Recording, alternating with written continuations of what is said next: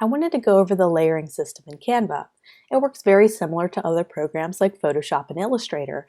There's different elements, photos, and text, and they all exist on different layers on the canvas. So let's go ahead and drag in a couple of elements and show you how this works. So I'm going to drag in a couple of text elements, just two different elements, a heading, and let's drag in a subheading, and I'm going to drag in a couple of elements. So let's do shape.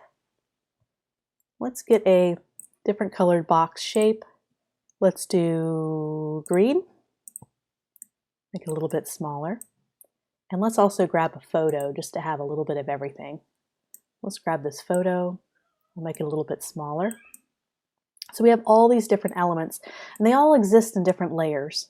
And so I have this as the bottom layer, or actually it's not quite the bottom layer.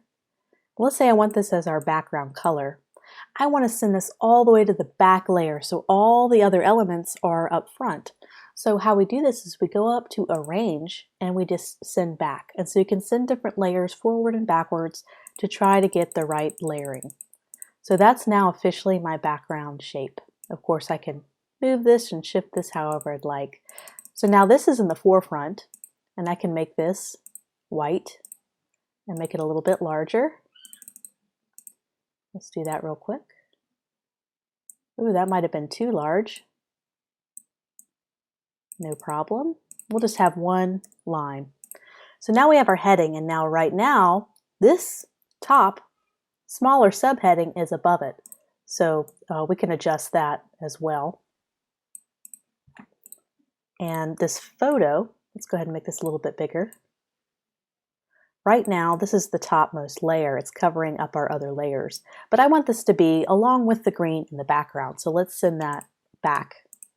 And just keep pressing it until you find out where in the layering system you want it. So right about here. So now you're starting to see all these layers come together and work together. So I can also add new shapes on top of here, add angles, crop it, make this bigger. And that's just a simple way of how the layering system works.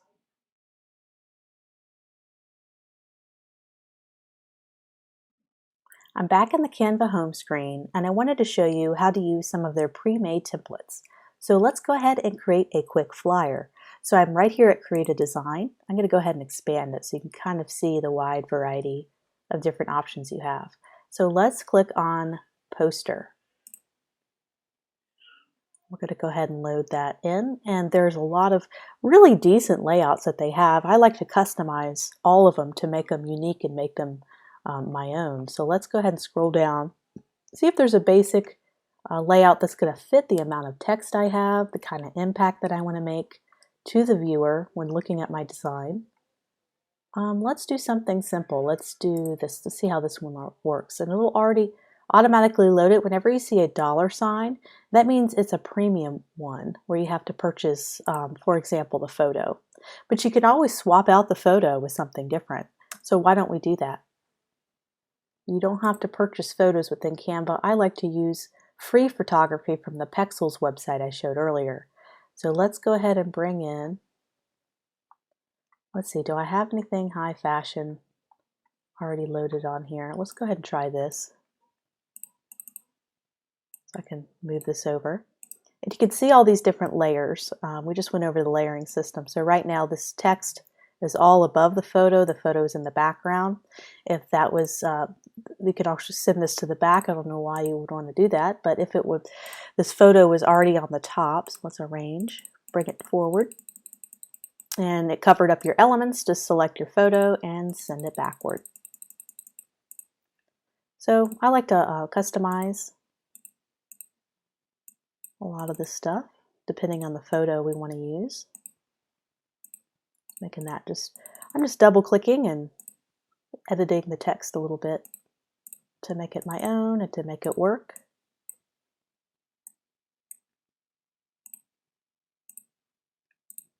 And we could work with that a little bit. I can actually go up to filter and use some of the filters that we went over earlier to make sure the photo is not as strong. See how the contrast, let me actually reduce the contrast a little bit. It'll help my white text pop out. add a little bit of a vignette. And let's see what happens if we do a tint and reduce the saturation. That could be kind of cool. Reduce the contrast. And let's play around with the brightness. And so you can see how we're already changing the layout. We can add our own text on here, obviously. Maybe change some of the type.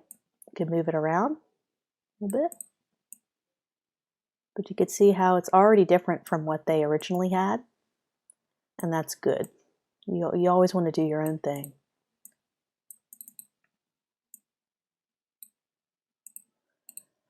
So I'd probably pick a different photo. I can actually delete this 2008. If there's an element you don't need, just delete it. And we could drag in another photo of ours. And let's go ahead and grab this is kind of using everything we just went over in the last 20 minutes.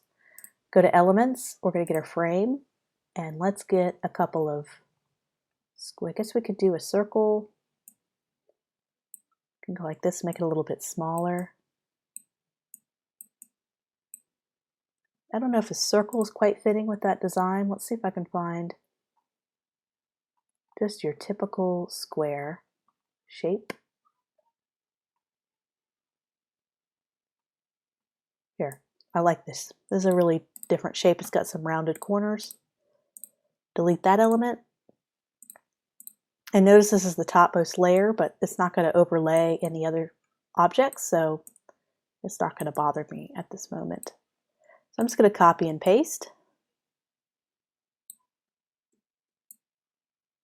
I can actually, I'd like 3 of these across the top. I'm going to group, I've just selected all of these and I'm going to group them. Then I'm able to move all these around as one unit, which is very handy.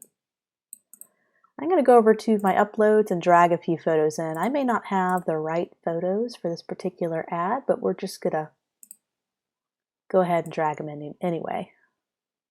Ooh, that's kind of neat. But I don't want to, I want to drag it over to this layer. So we're going to have to ungroup. And now let's see if it'll let me drag it into the individual layer. There we go. That's the trick. Could change my cropping. So I'm zooming in a little bit more on her face. I'm going to drag this woman in here. Double click, make it a little bit bigger so I can crop.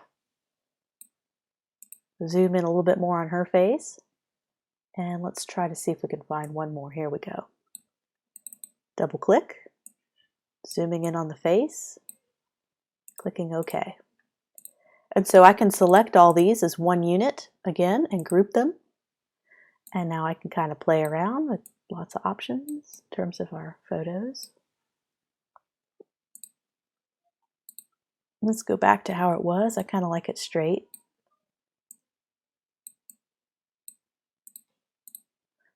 Let's drag our other photo. Somehow it got replaced.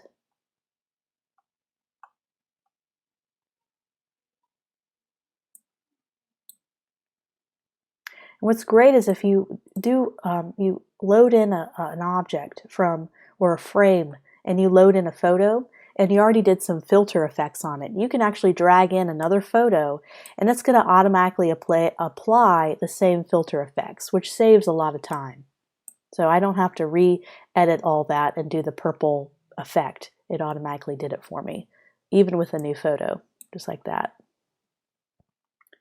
So, you know, I'll have to work on photography a little bit and get what I want. But you can see how we whipped that up very, very quickly. We're able to have multiple images. We changed a preset template. It doesn't look anything like it did before, but it's giving us what we need to do a proper ad layout.